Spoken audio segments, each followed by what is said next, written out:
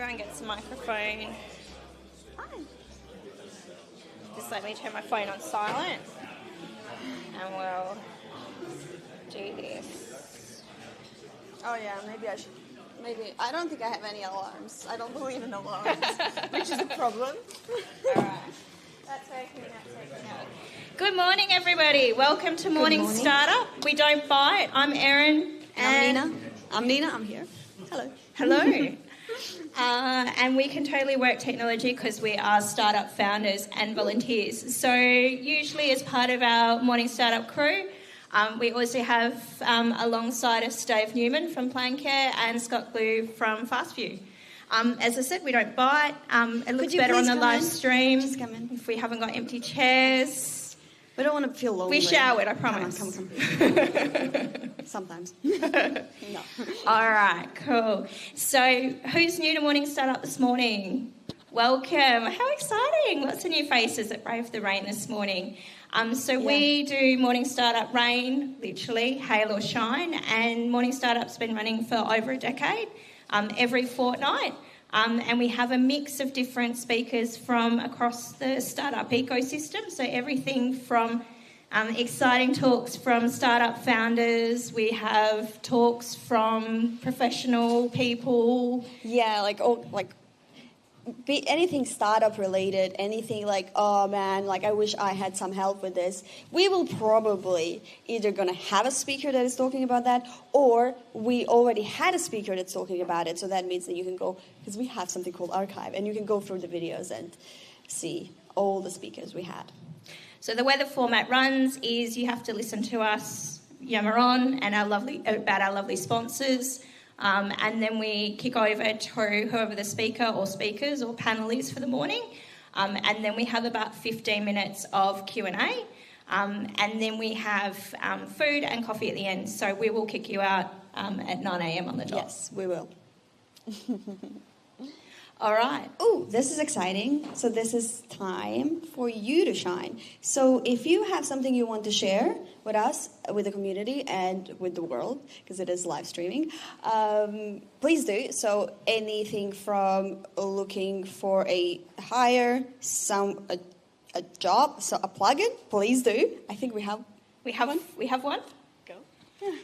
Hi, I'm Russell from Pod2. We've just launched a brand new platform for musicians called songrotate.com. If you know a musician that is looking to get their music on radio, please tell them to jump onto songrotate.com and upload their first campaign. Their first campaign is on us, so it only costs them their credit card $1 fee. And otherwise, we can get them on radio. Thank you. Awesome. That is how the game is played. Who's next?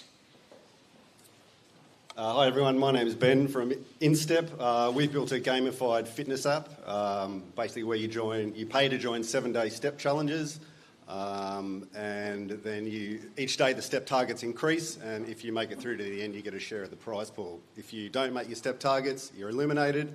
Our payouts are global and available now on iOS and Android, built right here in Perth. How exciting, built in Perth. Who's next? No more plugins? Oh, beautiful. How's it going, everyone? My name is Issy. This is my first time here, so it's nice to meet you all. I've started creating an app which helps people sort of cut down the pain point of finding the perfect skincare product. So we're using AI facial analysis to scan people's face and then deliver them the perfect tailored routine. So if anyone in the audience knows or is a dermatologist or skincare specialist, I'm really sort of, struggling to understand the space, so I'd love to connect. So yeah, thanks. Anyone else? Ooh.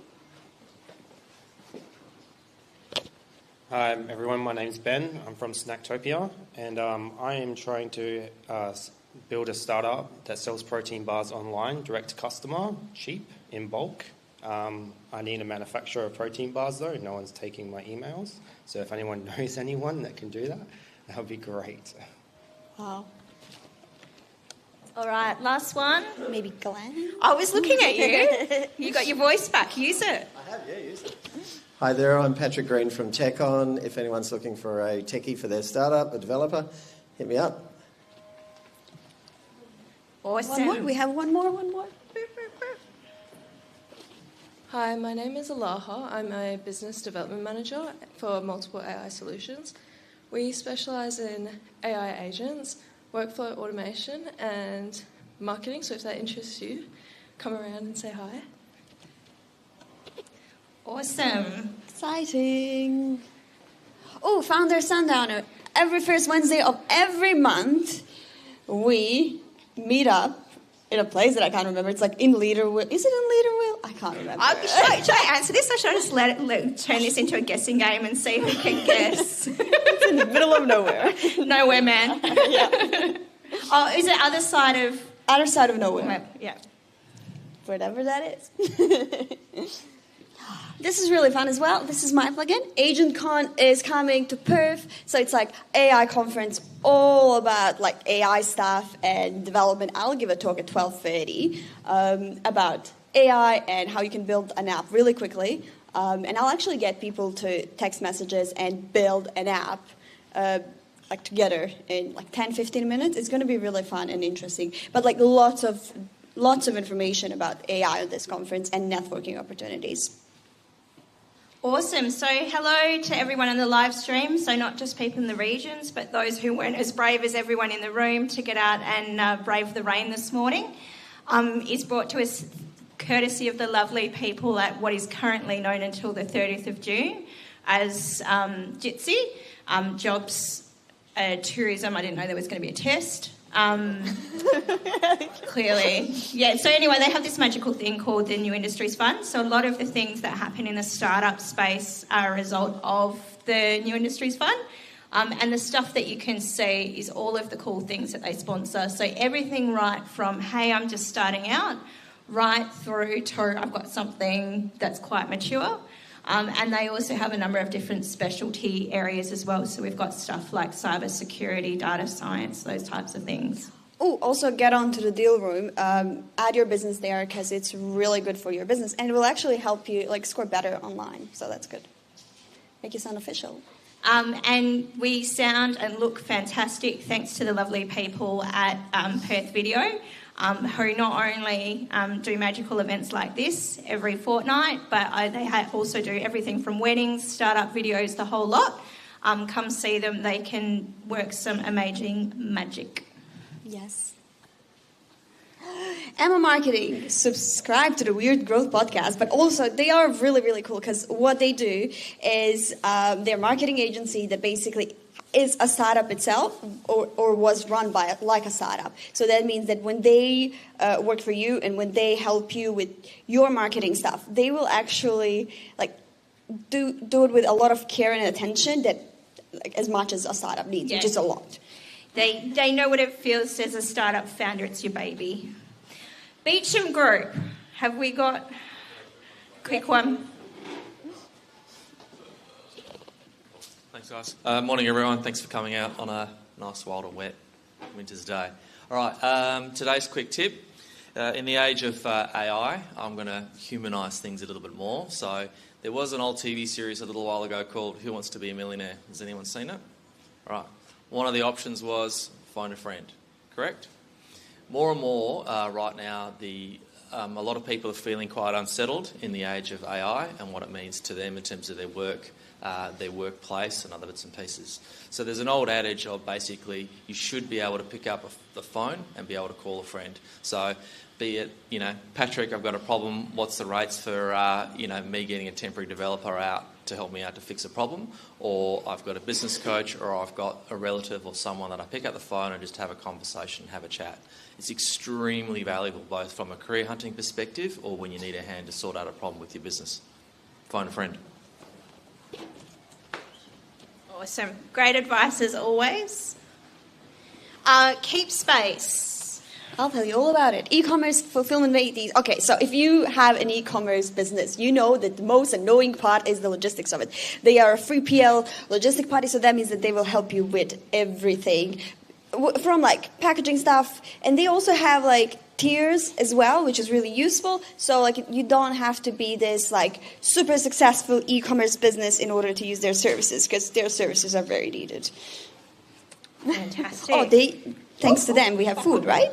Yes, thanks to them we have food. And I spied today, for anyone who's feeling hungry, there's some cute little mini donuts down there as well. So something new to try out.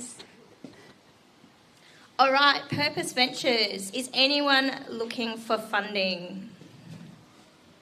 Beautiful. These are your people. And soon to be announced, they'll be talking about how to get funding coming up soon. There's also some stuff in our library talking about how to get funding ready. So Purpose Ventures, one of our fantastic sponsors, and if they're WA-based fund, so definitely have a look, check it out. And this lovely space is by Space Cubed. No, they're really great. They go to this space, and it's like, honestly, they support startups, they support all kinds of community leaders, and it's really, really amazing what they actually do for the community. So if you've got a growing startup and you want to move out of wherever you're working, check out Space Cubed. So there's a QR code. So we've talked about all kinds of magical support that's available for startup founders in the lovely state of Western Australia. Scan that QR code in the top left-hand corner that you can see. And what that does is that will connect you to mesh points and all of the different programs that are available in Western Australia for startup founders. As you can see on the right-hand side, we've got a flavour of what some of those are. But there's many more than what's listed here. And I believe we have an Accelerate alum. You guys were... So we'll be hearing today from the alumni of one of the programs out of Curtin University. So the conversation isn't just every fortnight. Yeah, we actually...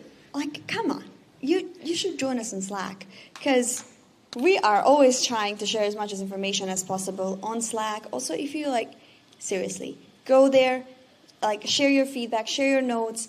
We're really trying to create a little community and a safe space for us that's online as well. I also hear we're looking for some new dad jokes. We will take recommendations for new dad jokes. We have had complaints. All right, next fortnight. So we're talking about change of pace. We haven't had a technology-focused one for a while, so this one should be fun. We've got Jerome from Bloom coming to talk about an incubator that they just run. As you can see on the title, 14 founders who went from idea to revenue in 6 weeks. I've been looking at some of the results that they've been getting on LinkedIn, and it's absolutely phenomenal, some of what they've been doing in that space. So if AI is jam, even if AI isn't your jam, it's just fascinating to see how that program managed to take so many founders to revenue in such a short period of time. Yeah, very fascinating. All right, and this is why we need more dad jokes. The formalities are over. This is literally the joke. All right, so do you want to do the intro? Yes, so I met Joanna and Kevin 2 years ago, I think, and honestly, their story is really fascinating. Their why is really fascinating, and it's it is built by a woman, for women, and Kevin as well, who was such a great supporter. And to see how they, as two physios that had a passion and have decided that no matter what, they will persevere, is really, really inspiring. And that's why give me my microphone. Does this work? This works. No, they are really inspiring. And they also got funding recently, so they have a lot of stories to share and a lot of advice, and I cannot wait to get them here. But we just have one microphone. This is going to be great. All right, over to you guys. All right, that's one.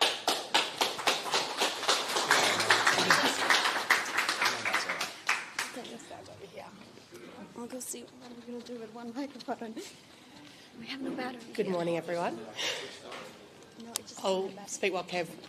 Are you already plugged in? Perfect. We're a tech company. Are you going to speak without the mic? Oh, you have to use the mic. We're going to have an awkward hand, yeah.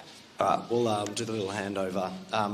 Thanks everyone for coming down. It's been many times where I've been sitting in the audience where you guys are, so it's nice to come up and speak in front of you all. We've been trying to really narrow down our focus and not do things that distract us. So it took a bit of wiggling to get us to speak here today. And what I've gone and done is just gone through my photo library for the last kind of 3 years of this startup journey, put a whole bunch of photos together to sort of talk about some of the roller coasters, ups and downs that we've gone through. But I kind of want it to be really interactive as well. So feel free to ask questions. I kind of want to get a bit of a sense of what people want to hear about so we can just talk about it. Jo and I can talk about this for days. We kind of definitely want it to be interactive. I think the key take-homes from going through God knows how many different photos was, Jesus Christ, this is hard. There's so many ups and downs and the hustle is real. Like the amount of stuff that we've done that's just gone into dead ends and hasn't come to fruition. Iterate. Like there's that many different versions of what we've got now. And probably that, this is a constant journey and I don't think that we're successful by any stretch of the imagination yet. We certainly have lofty goals and we're on the pathway, but I think sometimes you get quite celebrated in the startup ecosystem and startup is, it's a privilege to be able to, not work full time and work. I think it's quite glamorised and there's a lot of hype around it, but hopefully you can see that we're still on the pathway at the moment. Obviously you always show your best stuff online. Anything you want to add to that? Probably not. This is the first time Jo's seen these slides, by the way. This is a classic example of how we would run. Kev was... And I said there was 80,000 slides, but there's actually only one. The startup journey is a roller coaster. This is classic Kev of how Kev's going to run this show. No, so these are all the topics that we could talk about. We obviously have 30 minutes, so I'd love to kind of narrow down and try to tailor it towards what you want to hear. So we're just going to do an old-fashioned style show of hands. So there's a bunch of topics there.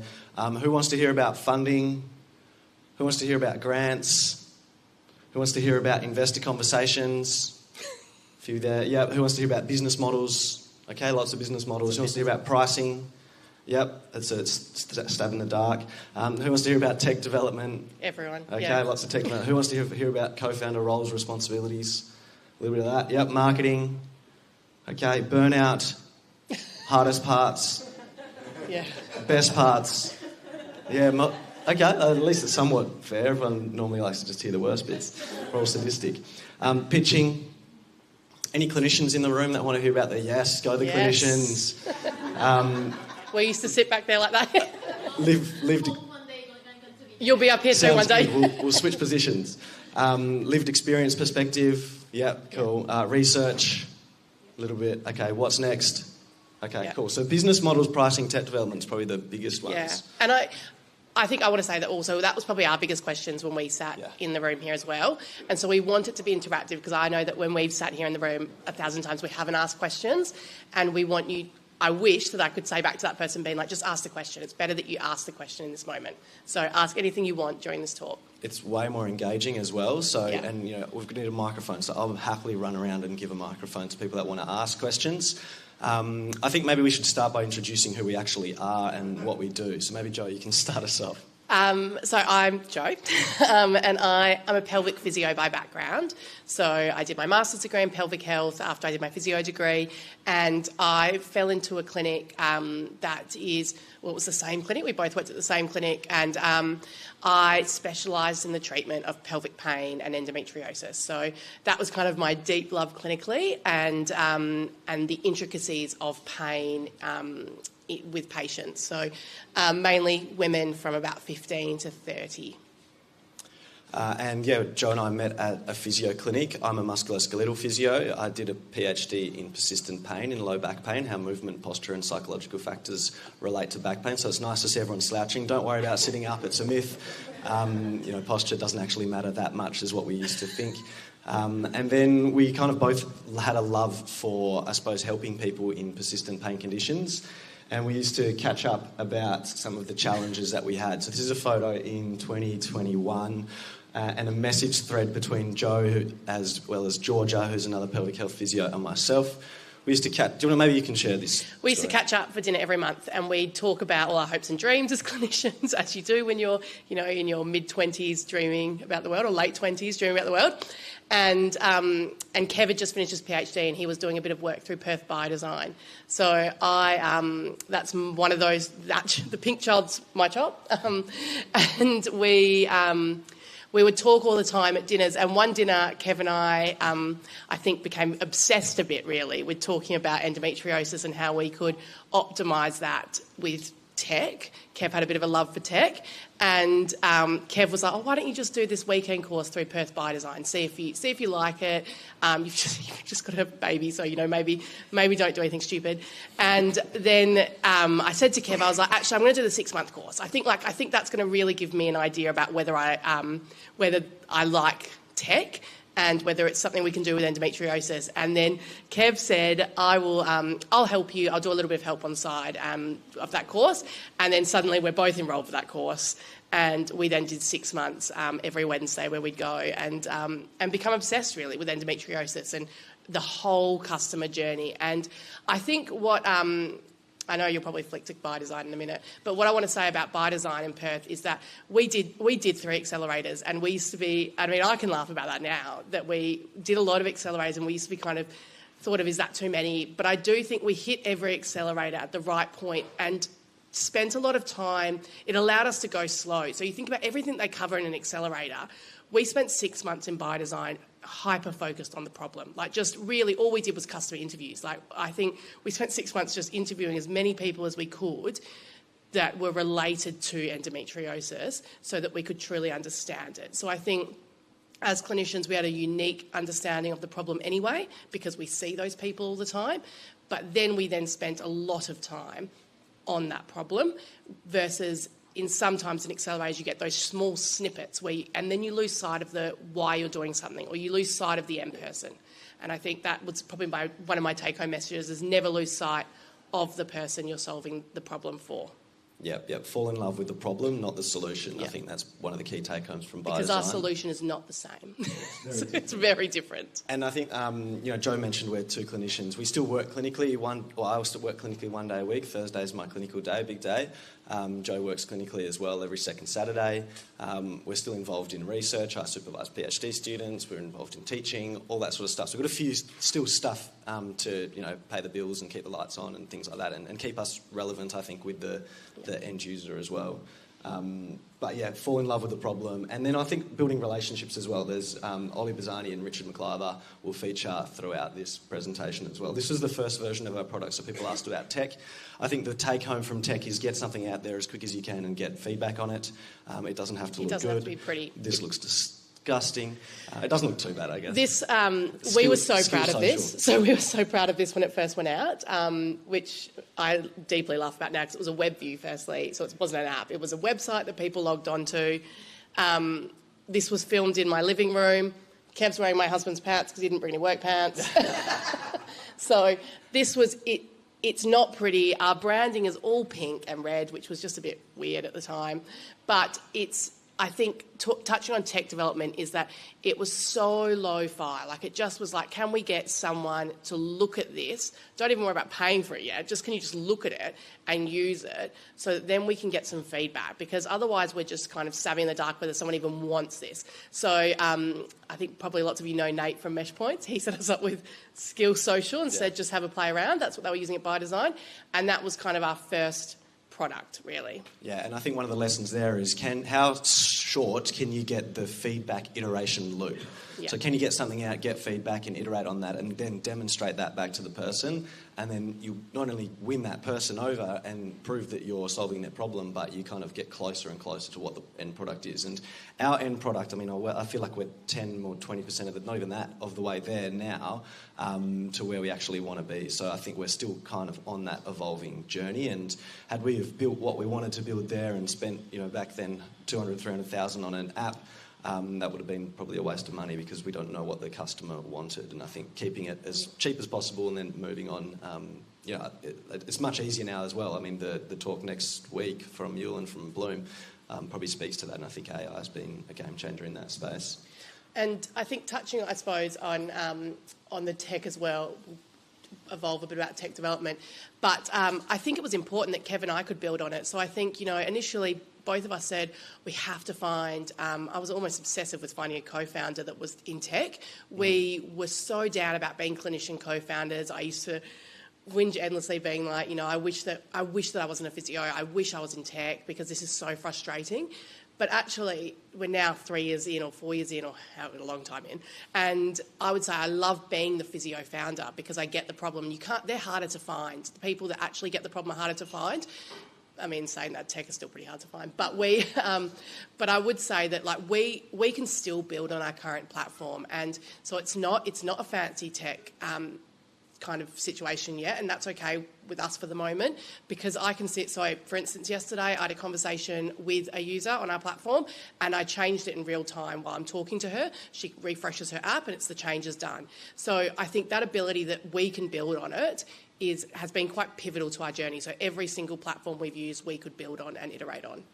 Yeah, and initially the problem was, we don't have a platform. Now the problem's more of like a business problem, go-to-market type problem that we've got. So we've solved that initial problem, and then you just move on to the next problem to solve. That's probably one of the take-homes from being a founder as well. You have to get good at solving problems. So one of the 3 accelerators that were listed on the right-hand side of that stage that we did was Perth by Design, as Joe mentioned. We ended up winning that, and that kind of kick-started us after that. And there's lots of familiar faces that you'll see across this presentation as well. Stephen Dawson, Carlo, Kevin, a bunch of awesome people. At that stage we had $5,000 of prize money, no investment, and about $200 of revenue from some Skill Social patients. I mean, we finished that accelerator with $200. So I think, that's pretty good. And the idea is just to try and get someone to put. But if you're in a business, you're not like a charity, but most of us would probably be in business, get someone to put their card details, even if it's a little bit. This is us celebrating. We initially were a group of 4 as part of Perth by Design, and then we dwindled into a group of 3.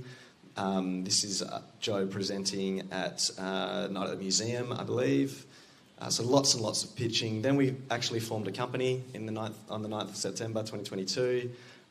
Lots and lots of random marketing materials, collaborations. We went to Endometriosis WA. We've kind of worked quite closely with them across the whole journey as well. The early version of our project. So I think we could talk about that a little bit more. So that's kind of, we've moved now platforms.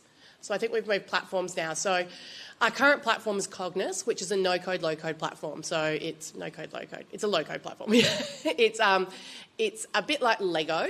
So you build blocks on top of each other and then it presents on an app. And they manage the back end, we do the front end.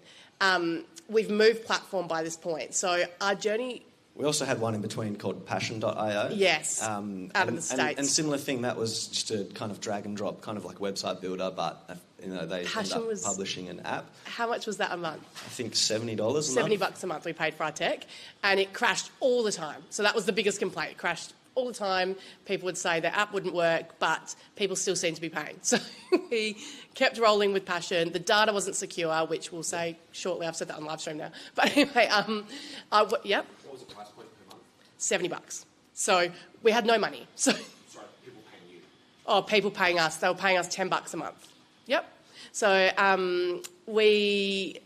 data is obviously very important in health, and we chose at that point that we were like, right, we can't afford the app that has data security. So what we'll do is we won't collect sensitive data. We'll just make it that it's not exactly what we want. We want to be able to collect sensitive data and create research, but that's the compromise we have to make to then get something out there. So for $70 a month, cheap and cheerful, out of the States, we drag and dropped a bunch of content and saw if we could get people to use the app.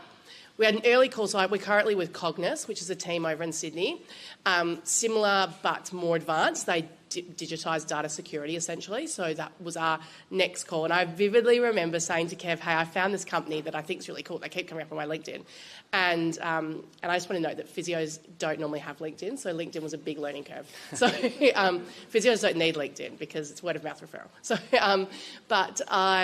they kept coming up, and I remember having an initial call with Ryan, and he was like, oh, look, we give you a trial, but it's $3,000. And I was like, $3,000. I don't have $3,000. And I was like, well, we're a really small startup from Perth. Like, can you give it to us for $1,000? And he was like, oh, I'm not sure. And I was like, hey, like they do a lot of research. So I was like, we could be your first commercial company. Like, this is really cool. We're in women's health, which is a real buzzword when you work. You got to play your buzzwords. So I was like, we're in women's health. We're a female founder. I'm going to drop every buzzword we've got until you give it to me for $1,000. And so he did. But I remember vividly, our $1,000, like that was huge to be able to try it. And it was, I think we can talk about the next pivotal points. Are you going to put our grant in here, our first grant? Yeah. Look, I'm going to jump the gun, yeah. That's fine. And I think, but just while we're on that topic of business models and things like that, I think, and that was one of the things that you guys said you want to hear about. So we initially started as this subscription service to an app that provides you with all the multidisciplinary care for endometriosis. So endometriosis, for those that don't know, it's a condition that affects 1 in 7 females, or people assigned female at birth. It's more common than diabetes in women, and it's where tissue similar to the uterus grows in other parts of the body. So it's been found mainly across the pelvic cavity, but also fingertips, brains, has been found in men very rarely as well, so it's not strictly, I mean, it's a female health condition. But there's sort of 3 mainstays of care: surgical care, medication and pharmacological care, and then sort of holistic care or multidisciplinary care from a physio, dietitian, naturopath, psychologist, those allied health things that can really improve someone's quality of life and help optimise the condition. And we provided all those things in a small sort of lo-fi education management sort of way, and people paid a subscription for that. Then it was about trying to find these customers, trying to individually acquire these customers and get them to pay $9 a month for this access to the app. And consumers in health are not used to paying for an app. In Australia. We don't like to pay for health in Australia. They're much more likely to spend, I don't know, $90 on a physio for one single time rather than like ongoing access. So there's some behaviour change stuff. That was a bit of a challenge for us, but we also found that we were more of a marketing company to try and acquire these customers at the lowest CAC and then build up our LTV back from them so that we can be sustainable. And we're clinicians, we're physios, so that wasn't playing to our strengths, and we felt we were sort of losing what we were good at, and actually really want to help people with their endometriosis rather than just try to build a cheap platform for them. So that was one of the challenges, I think, with the direct-to-consumer model. And that's, I think, at that point we spent the questions were just on when you were talking before about changing the tech, like you are online with a user, you're able to change something. I'm curious to know around, like, you've identified a problem to solve, you've worked out your service offering, whatever that model is, and you've built your tech. When you're engaging with a customer and you're working on the tech, are you still as well solving what product and services to best deliver, or are you actually working out how to change the tech to overcome the friction points of, like, we've actually solved the problem, but now we need to get people to engage with it, use it, make it a daily or weekly? Like, can you sort of talk about those two sort of parameters, because they go hand in hand if you don't I think I know what you mean. Product service delivery, but if you're not going to use it by your service delivery model. So do you mean sense? So essentially we've solved the tech being able to solve our problem. So like it solves our problem, our tech. But what we're doing face-to-face with these customers is more about, friction points, I would say. So like the actual user experience with the tech is that they'll be like, I can't find the button to exit, or I can't find where this sits. I don't like how that does, so we can change all of that in real time. I would say our actual tech solves the problem in the best way that we can afford at the moment. Does that kind of answer your question, sort of? I think also it's a bit of both. It's like, okay, we've got to figure out this problem here, but then also we're building stuff in the back end and deciding, is this the exact business model we want to move forward? And then, we hear some stuff over here, and then maybe we need to move towards that. So it's kind of an iterative everything combining at once. So I think touching on business models, which we just talked about, so we had that subscription as a service model, then we thought, what else could we offer? So are we going to still say as a direct-to-consumer company? And we were trying to talk to, I think something that I would say we're very good at, and I think this is because we are physios, is that I definitely don't play in this space usually. So I've got no worries about asking someone for help, because I can retreat very easily back to my physio land where no one knows about Matilda. Well, they know about it, but they think it's glorious and they don't know much about the ins and outs. And so I've got no problem asking for help. So I think we were reaching out to Nerva over East and be like, hey guys, you have a direct-to-consumer business in the health space. Talk to us. Tell us what you've done. Tell us what you wouldn't do again. And so we got to meet with those guys and have a chat about that. I think we laugh about this because I would message anyone on LinkedIn and be like we had LinkedIn Premium, we could message anyone we wanted and be like, hey, I just want to pick your brains for half an hour. Let me buy you a coffee. Let me just chat to you for half an hour and ask you the hard questions. And I do think that is a personality thing. I do know that would be hard for lots of people to reach out, but I think that is partly how we got here, is that we met a lot of people who helped us. So I think about one example about tech is that I reached out to Michelle, who Dave knows as well, Michelle from over in Melbourne, who runs a big tech female group, and said, hey, we're looking for a tech co-founder or someone in tech that can work for us. We're banging our head against the wall. I don't know you at all, but you have a big female group of people in tech.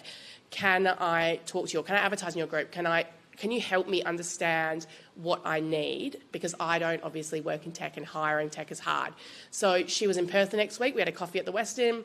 The next week after that, she was interviewing candidates for us. So she was so happy to just say, hey, you're a startup. I also have a startup. Let me interview all your candidates so I can get someone for you. And we actually had one who we still keep in contact with, who probably will, I hope one day, circle back into Matilda as she's very senior and wasn't the right fit at the time. But I think at some point in time, hopefully will circle back for us. And I think those moments, so with tech, I think banging your head against a wall, at some point there will be a give where it will fit and it will work and it will feel right. Yep. We're going to keep moving through, and I'm going to open it up to the floor to either, if there's something that interests you out of these next few slides, then mention that, or Joe's just going to pick on something to it.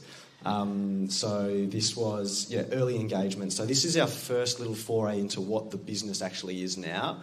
This is in the 25th of October 2022. We were asking about pre- and post-op care. This was our Instagram. So we started building our Instagram pretty early because obviously that is where people with endometriosis go to for answers. So we thought we need to have some sort of presence on Instagram because then we can do customer we can ask people in real time all the time. And so that's kind of where we started with our Instagram. We now have close to 7,000 followers, which are quite engaged. So it is it's useful to actually be able to ask that community what they're looking for. We got real far one slide. This is the Passion app. Again, I'm just going to keep going through here. We went to the Curtin Innovation Awards. We were finalists through there.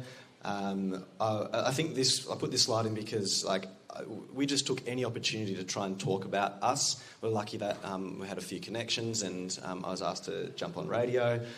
So I think what I'm trying to highlight here is just that so many avenues that you go down to try and get some sort of traction, and most of them don't end up going to anywhere.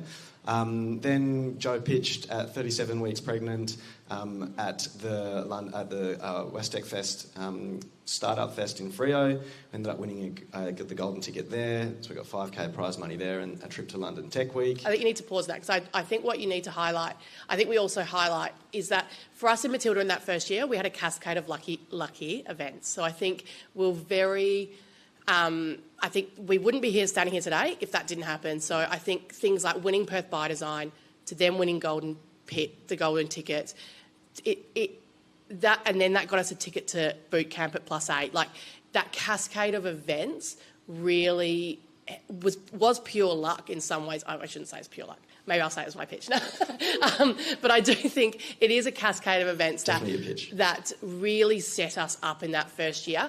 I would say the flip side of that is that things looked really glossy from the outside, very romanticised. We were in the news a bit and things like that. And I think internally, we both, and this kind of leads us up to the burnout, I think internally we felt like the classic duck with the legs underwater, being like, what you see is not what's happening inside our business. So, and that was really tricky to navigate when it looked very glossy from the outside. Yeah, we have a bit of an imposter syndrome complex. I think I put this in there because we highlighted that we really value the people that helped us along the way. I think, asking everyone on LinkedIn for a free coffee, I don't know if that's necessary. You can't pay the bills with coffee, unfortunately. So we now pay mentors and kind of executive sort of coaches, I guess, if you'd call them. But I think it stems from really valuing the people around you. Then Joe had a second baby. Yeah? Yeah, that's my second baby. That's your second? It's all a blur. The first baby was already born. Yeah, that's right. This baby was born into Matilda and then attended 50,000 events in her first year. Also repping the merch. Then this was Curtin Accelerate. We got a little bit of revenue, more revenue, still hadn't had any investment, a bit more grants, so the Lottery West Idea Starter grant was good for us, some prize money for that. Joe's still nailing pitching. Another version of branding and more videos. We got our navigating tax forms in the US with iTunes Finance, Apple developer stuff. This is what happens when you sign up to a platform in the US. Yeah, well, this is just stuff we had to do. Richard McCliver, who was there at the start of our biodesign journey, Professor Melanie Johnston-Hollett, who's at the Curtin Institute of Data Science, just lots of juggling, lots of pitching still at Digital Health Fest. I was still working part-time for this digital mental health other startup that I was working for money, because Matilda wasn't money at that stage. And we had an awesome opportunity to go and present at various different conferences as well. So my role in terms of research, I think, feeds quite nicely into Matilda because we want to make sure that we're evidence-backed and evidence-based. That was a big trip. We went from Melbourne to, this was in Brisbane or Gold Coast, and then I eventually went to London Tech Week. Just a word on the hustle as well. There was this kind of female, the future of the future of women in the tech world event, and I volunteered there. I was packing bags for this thing. I actually told him he had to get into that event. I was like, if you get to go to London, this is the event you must attend. But I think it was hugely expensive. It was like... Yeah, it was massively expensive. Yeah. It was like $3,000 for a ticket. Yeah, so he was like, I'm not going to go. I can't get in. He was like, but just leave it with me. So I just wiggled my way into volunteering and then got a ticket. So he stacked chairs to get a ticket? Stacked chairs, made bags. And then we made a few good contacts at gynecologists that ended up doing a bit of content for us. Yeah. It was probably the other thing that I reflected on as part of this journey when I was putting these photos together was like, how lucky we are that we get to work flexibly. I was able to travel and, do all this sort of stuff, and, we've kind of engineered our lives like that. But and I think that leads to burnout, probably, is that I imagine there's lots of people in this room that work full-time and then have their start-up in the evenings. So I think that is... firstly, everyone should have a clap for that. But anyway, that is tricky on a good day, that you've got to make money. And I think we talk a lot about how privileged it is to actually have a startup, that actually, if you can have a startup, you've got a job that you can... If you can have a startup where you work less hours on your actual job, then that's even more privileged, because that means you can afford your bills and cost of living without your startup having to make revenue early on.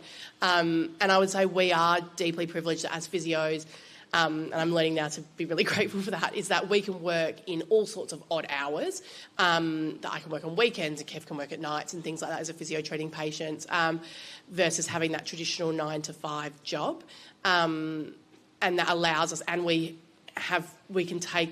in a position where we have been able to take really low wages so that we can focus on Matilda, but that is deeply privileged and allowed us probably not... there's definitely been some times of probably 50,000 times wanting to quit and feeling quite burnt out, but I think that work-life balance, we try really hard to nail that as much as we can. And I was extra privileged because Joe did all the pitching and won all the events, and I got to go and travel. He got to go and travel because I had a baby. So he just travels on my winnings. Rapid fire and then time for Q&A. There is a few slides that I do want to get to. More pitching, more presentations. There's Carlo again. So coming back to that Perth biodesign relationships. Next version of the platform, we got a bit of... this is where you could talk about the big grant. Yep, we got a bit of publicity as after we got a Innovation Booster grant. And you can see Minister Stephen Dawson there supporting us with the Matilda app there. I probably applied for, 20 grants, and we've gotten 2. Maybe more than that. We've gotten 3. 3. We've got a very big one, a medium-sized one, and a small one. Yeah, and a couple of smaller ones. Then we went into +8s, so that's like one of the lucky, fortunate things that, the cascade of events that happened. As part of +8, we got $80,000 of investment through a safe note, a little bit of growing revenue, and we had some grants and prize money. Joe and I are still working here. Joe, what does this acronym stand for? What would Derek do? So I do think what we got from +8 was accountability, which was good. +8 was probably the most intense accelerator we've done. I don't know if some people in the room would know Derek Gerard, so I feel like, every week when you're facing Derek and Derek's saying, what have you done this week? And I think I grew up playing quite competitive sport, and I feel like that is like the classic adult version of that, where I have to front up and be like, this is what I've done this week. And I would be sweating thinking, is Derek going to kill me? And it really did put some fire up us, which we needed. That was good. What I would say following that is it was hard to come down. It was hard to come down and work out where's our groove. So I think what I would say in the year after that, so that finished at the end of 2023, in the year after that, and something that I really, when we were thinking about this presentation this morning, something that I really wish someone had said to me was, you'll find your groove, and that's actually okay. It doesn't need to be, you don't need to make a unicorn. It's actually okay to make a sustainable business as your startup. You don't need to create something that is going to make, billions of dollars every year, because it's okay to not do that. And it's actually okay just to do something that's meaningful for you, and what actually is meaningful for you, and at what pace does your life want to work?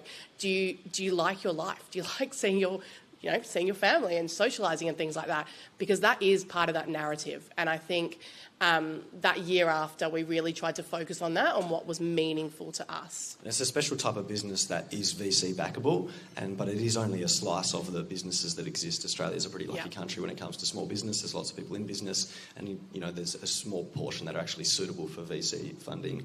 But we should give credit to Derek. I have to give credit. I love Derek and Kyle, and I do think that after we finished Plus 8, I was like, we need a mentor like Derek. I was like, but probably in health. But I was like, we need someone who's going to absolutely tell me straight that this is wrong, this is dumb, this is dumb, this is dumb, don't do this. And be able to say it so bluntly, because I think that's how we respond. Don't fluff around and tell us nice things, which we found lots of people wanted to do.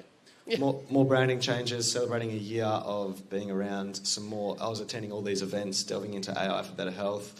Then we got our first really nice review. I wish this app was available while I waited my 8 years for diagnosis. Informative, accessible, on-demand access where you want it, where you need it. I love the classes. This app gives the power back to you. I still don't know if someone actually is playing with us, and because that's it's such nice feedback. And it was such a bad product. we were pitching so bad. Everywhere. We had some research that was presented at the Australian Physio Association conference. Lots of networking, more pitching, more presentations. Then we went to London Tech Week. There's a few crew in here, David. So back to London, and John Langelot, who was there for the previous London Tech Week trip. This is the Plus 8 crew. Word of the Year was Matilda in 2023. That's convenient for us. Nothing to do with us, unfortunately. Some other this was our first team. Yeah, this was our first team. When we had people that were beyond Kev and I. It was a big moment when we hired someone. We hired someone in marketing, because we wanted to be a marketing machine at that point. We were still a direct-to-consumer business, and we wanted to be kind of getting marketing going and seeing if we could push that. I suppose that leans back to business models, is that we were getting a lot of feedback that direct-to-consumer is hard, and it's a slog. We pushed direct-to-consumer for quite a while. I would say probably 2 years direct-to-consumer. And there were pros to direct-to-consumer. I think it built our Instagram community well. We had downloads all over the world, which was really cool. So we were downloaded in 28 countries, which was really exciting to see that we could reach that many people. But it was expensive, hugely expensive. We were draining money on that. So I think you're going to probably flick to when we change. Well, I'm going to flick to, because we're very mindful of time. It's already 22 past. So let me get to a picture that I think will speak 1,000 words that Joe can speak to. Gosh, there's something. Here we go. Cocoa Black, Claremont. So we had this moment in Claremont. Probably it was at the end of last year. So 8th of October. So Tuesday afternoon in Claremont, we're sitting there. We had a meeting with Adam Yap. So I think some of you might know Adam Yap. He's from Health Engine. He is one of our mentors, and he's currently our direct mentor. And he is our new Derek. He will also tell us straight if you are wrong. And so we're sitting in this cafe, and he's absolutely drilling us.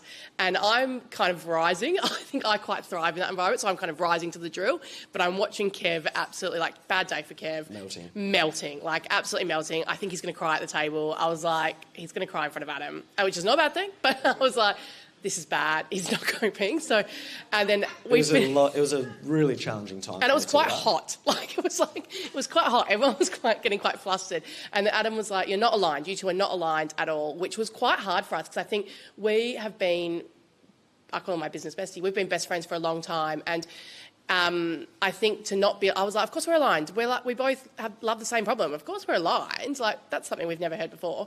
And he was like, no, but you're not aligned about how you're going to do things. You're not aligned on what's important. You're not aligned on actually the business. You might be aligned on the problem, but not the business. And so we kind of left, and Kev was like, he went, F this. I want to get rid of this. This is awful. Like, it's just hard. And I don't like it. And I agreed. I think so I then said to him, I'll take you for a hot chockey at Coco Black and make it better. So we went for a hot chockey, and I said, do you want to quit? Like, we can quit if you want. It's fine. Like, this is, we said that, we all need to be in this together if we want to do it. And he was like, oh, I don't know. I think, like, we'll go to bed and have a think about it and things like that. So I don't think he wanted to quit necessarily, but he definitely was, like, feeling pretty down the dumps. We were minimal revenue. Definitely wasn't solving a good problem. Like, it wasn't solving what we wanted to solve at that moment. So then the next day, we wake up, we all go to clinic, and I called Kev 16 times and I called his receptionist, and I was like, you need to get him out of that clinic room with whoever he's treating because something big has happened, and tell the patient that it doesn't matter. I just need to speak to him. And we got given fiery grant. So that we submitted for 430,000. So so I feel like what I would say when I think about our journey is that, like, cascade of lucky events, almost, I feel like the entire thing has been about trying not to die and just waiting for things to kind of pick you up so we don't die until we can keep going. And I think the fiery grant, we put this grant in at the beginning of the year, and we said, do you know what, like, let's chuck a grant application in. Kev's an epic grant writer, I have to say. It's not my forte. It's Kev should take credit for that. But we put it in for pre and post-op care, which was not what we were doing at the time, but we thought, oh, we'll probably build that out at some point. The gynaes love it. Like, we'll probably do that at some point, but we're just not doing it right now. And then that's what we got our grant for, and that's actually where we've landed, is that is where we are now, is in enhanced recovery care around surgery for endometriosis. So still doing what we want, but I think what that grant gave us was true freedom. So we now, this year, we work so little clinically, and I all my waking hours, I think, well, apart from my children, I think about Matilda, where your husband. And my husband, yeah, but there's him as well, and my dog, who's really the MVP.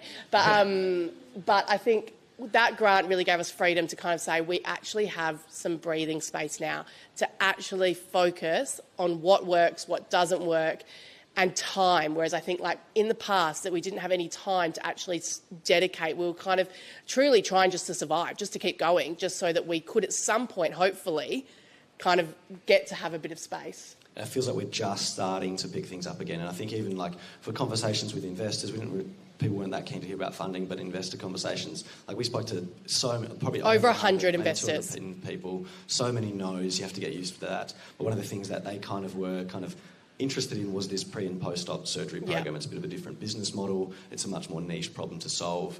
And then we sort of decided to go down that path. I'm going to stop talking because I'd love to hear from the audience. We're going to do a little bit of time for Q&A. So I'm happy to run around with the mic, Nina. All good. Or you can run, get your steps up. Yes. Yeah. Do we have any questions? Yes. I'm intrigued by the whole grant process because I know absolutely nothing about that. Because I've got an app development business and I work with a lot of clients that are basically doing a similar thing to what you guys are doing. But obviously, grant was a big thing for you guys. I'm just interested to hear how you navigate that process and the benefits of that. Yes. So I think the first thing that you've got to do is, we're back. Figure out, are you eligible for it, or figure out what is the grant landscape. So Australian government has got a good grants website, grants.gov.connect or something like that. So you can kind of scan grants there. There's so many local grants, even the town of Joondalup's got a few grant programs that are smaller. Search grants in my area. You've got to figure out first what's available. Then the next step is, am I eligible for that? And so there's no point in writing a grant if you're not eligible, so definitely figure out your eligibility criteria for that. And then figure out, what are they actually looking for here, and is it a good fit for me? If so, then yes, I'll apply. If not, then it's probably not worth trying to mould your business to fit a grant. It's more of a happy alignment of things. And then, just keep trying. And every time you write a grant, you get a bit clearer on your business model, on the problem you're solving. You have to go do more research on the background of the problem. You get a bit more stats. I mean, I love research, so I'm kind of quite on top of it anyway. So that whole process, I think, gets more clarity in your head, and you just got to keep trying, and then you start getting a bit of a hang of it. I hope that answers your question.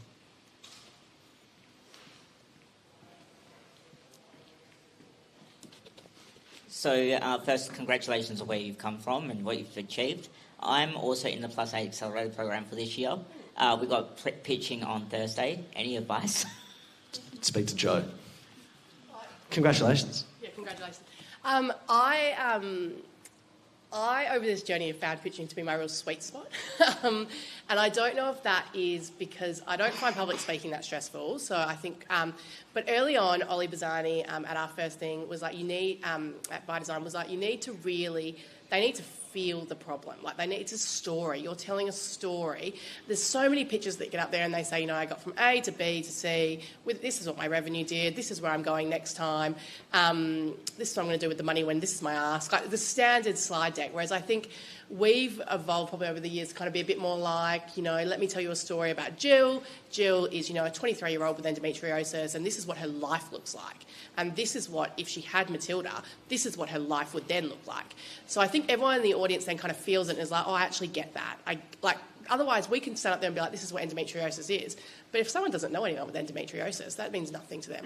So I think the narrative of what your problem actually looks like in the wild and what it does is quite powerful to set the scene before you then tell them all your things about, I suppose all the things that everyone puts in their pictures, what's your market size, what's your go. And I think they're all important, but I think it needs to feel relevant to what you're actually doing versus spitting out a bunch of classic slides with data on it. All depends on your audience as well, right? You had a question before? Yeah.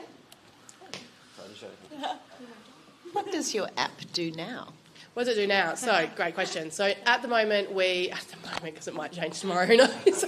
Who knows what today's conversations will involve. At the moment, our app is a pre- and post-surgery companion or support program. So, it's designed around 4 weeks pre, 4 weeks post-surgery, but access for 12 months, where people can hear from clinicians that kind of wrap around the gynaecologist. So, your physios, dietitians, psychologists, naturopaths, things like that. And there's video content, interactive content that wraps around, and a community that supports people. So it's like peer support before and after surgery. No one would have a total knee replacement without doing prehab and rehab. But in gynae care, everyone has surgery every day without prehab and rehab. So that is our model at the moment. And I hopefully will evolve into, I suppose, getting smarter and smarter. So things like integrations of wearables and more precision medicine to make it more personalised as time goes on. Yeah, surgery is a big trauma. This needs a new battery. Surgery is a big trauma on the nervous system, so we effectively help people get fit for that like they're training for a marathon. We support them for 4 weeks before and 4 weeks after. They have 12 months access, and there's a community of other people that are also going through endometriosis surgery to support each other. And I think the other thing, our business model at the moment is a smidge direct to consumer. So we will always offer a direct to consumer arm because people can then reach us wherever they are. But we're B2B2C. So we gynecologists on sell our product in the rooms when they book the surgery. Or the other option is that we're currently exploring is a subscription model from a gynae, that the gynae will subscribe to our platform and all their patients will access Matilda. And the gynaes love that. No more D2C. No more D2C. Congrats, folks. Super impressive. Joe, before you hinted at being comfortable in your own skin and the aspiration to being a billion-dollar unicorn company, how has that changed? Where is that at right now? That's been hard. That's probably been one of the hardest things. I think we've had many tears over that between us. I think it's really easy to be swept up in the, and I think Kev and I are right to be swept up in this because we're both, I would say, high-achieving, obsessed with being the best at whatever we do. And so I think we very early on became obsessed with creating something that was wildly successful, something, I mean, I'm not going to say Canva because that's, really wild, but like quite wildly successful. And everyone can hype you up into that mentality of like, being like, yes, let's all lift to that. We're all going to be like that. We're going to raise VC capital and all these things. And I think at some point, we had a few conversations, and I, interestingly, met this really incredible mentor at Digital Health Fest, who he was the mentor to Christy Chog. So if anyone knows Moddy Body, period underwear, who's very successful, she sold her company for $1 billion, he was her mentor. And he said to me, like, I'd love to mentor you. And I was like, I'm a very small fry. I'm not sure if I want to be a VC funded business, but he has been quite pivotal and been like, that doesn't actually matter. Like, what matters is, I suppose, what's important in your life and how do you want to live your life. So I think we both we want to work flexibly. We want to be able to work wherever we are. We want to be able to have families and see our friends and, not work, 50,000 hours. Well, it does feel like we work 50,000 hours, but not work 50,000 hours every single week. And I suppose for us, we kind of both sat down very early at the beginning when we first signed our company document, and we wrote down what was important in our life, each of us separate, what was important out of how we worked and what our business was, and we revisit it often. And I think after we kind of in 2023 and this year, kind of 2024 actually, probably, we both kind of have routinely kind of said, hey, what is actually important for us? Because I think it's otherwise you get lost in what's actually important. And for us it is, I would say, actually having a business that allows us to still live our lives. And that's okay. But it has been hard it's hard to get comfortable with that.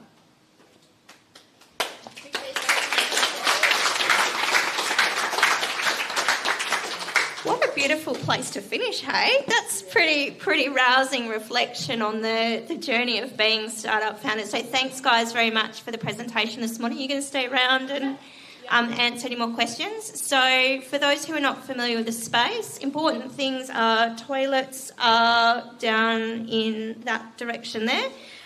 If you are a Space Cube member, there's also toilets out there. We mentioned you would have seen some people, including my lovely self, wandering around with a coffee cup.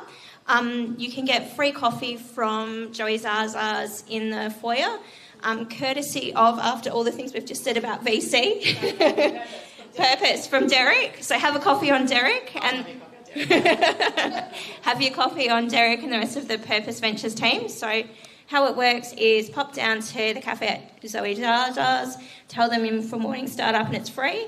There's snacks at the back of the room as well, so help yourselves.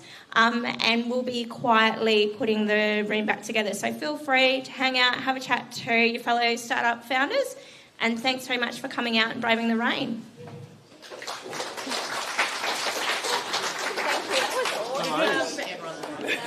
We never talk. I always think about talking about. The